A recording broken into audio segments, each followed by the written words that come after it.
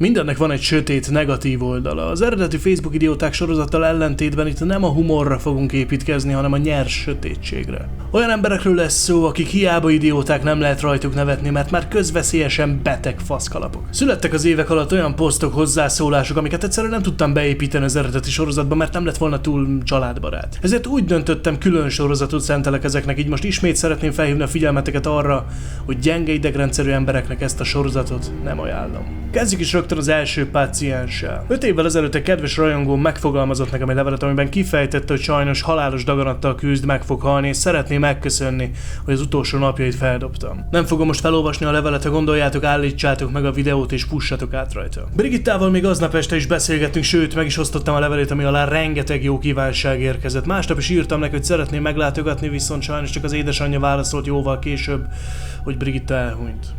Nagyon mély pillanat volt, amikor megtudtam, pár napig csak meredtem magam elé.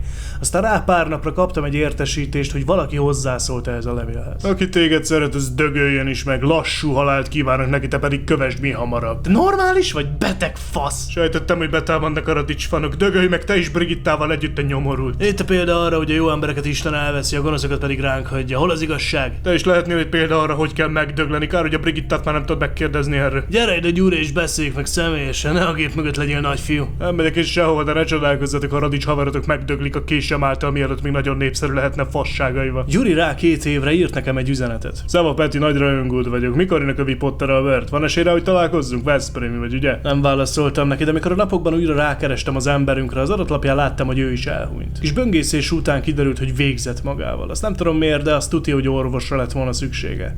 Ha valaki ilyen érzéketlenül tud hozzászólni egy gyászról szóló poszthoz, ott komolyabb problémák vannak, amire érdemes odafigyelni. Ha tapasztaltok ilyet a jövőben bárkinél, adjátok le az infót valakinek, mondjuk a hatóságoknak. Következik László, akit természetesen ártatlan. Jó nagy fasz ez a rendszer, kurvára utálok Magyarországon élni. Mi történt, Laci? Nem akarják venni a gyerekeimet. Kérdője. Feljelentettek, hogy bántalmazom őket, pont. Téged nem úgy ismerünk, nem lehet felleppezni? Felleppeztem, de a gyerekeim is ellenem vallanak. Mi van? Azt mondták, szexuálisan erőszakolom őket. És ez igaz? Nem igaz, egyszer nyúltam úgy hozzájuk a Vivikéhez többször, de a bíróságon ellenem vallanak. A saját apjuk ellen, tudod, milyen érzék pontosével, basz. Lehet az anyjuk beszélte tele a fejüket? Szerintem is. A Vivike pedig többször mondta, hogy jó és szereti. Jelensd fel az anyját! Nem veszik el a gyerekeimet! László, amennyire tudom, a börtönben csüccsem most. Egyelőre. A következő posztra egy kedves rendőrbarátom hívta fel a figyelmemet, ahol azt olvashatjuk, hogy az okos fiatal emberek gyilkosságra készülnek. Miért veszed fel a telefontól? Hello, Tom.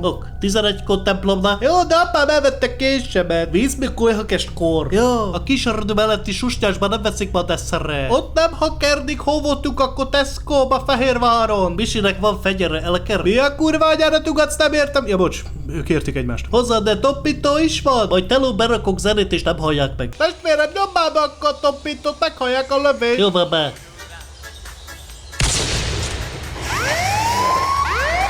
Egy lövést hallottunk, fiatalember. Jó, nem, ez csak a zene volt a mobil. Akkor bocsásson meg a zavarásért, további szép napot. A csaját is megöljük. Nép, csak a Szabó. A van fű szobsztól vettem. A döcő belőle. Ezt szívjuk, de ne szólj senkinek, mert jönnek a rendőrök. A 2 úriembert a templomnál fogták el. A Facebook mint bejegyzés nem volt elég bizonyíték, fegyver pedig nem volt náluk, így elengedték őket. Azért ez tök megnyugtató, nem? Köszönöm, hogy velem tartottatok. A következő részben egy komplett szülést láthatunk, amit a Facebook hozzászólásokban vezettek le a haverok segítségével. Ez lehet, akkor elkapják a testvérem. Várjál, mi is megcsináltuk, segítek. Vajon mi sül ki belőle? Ha tetszik ez a fajta tartalom, feltétlenül jelez like formájában, illetve ha szeretnél még ilyet látni, iratkozz fel a csatornára. Metál.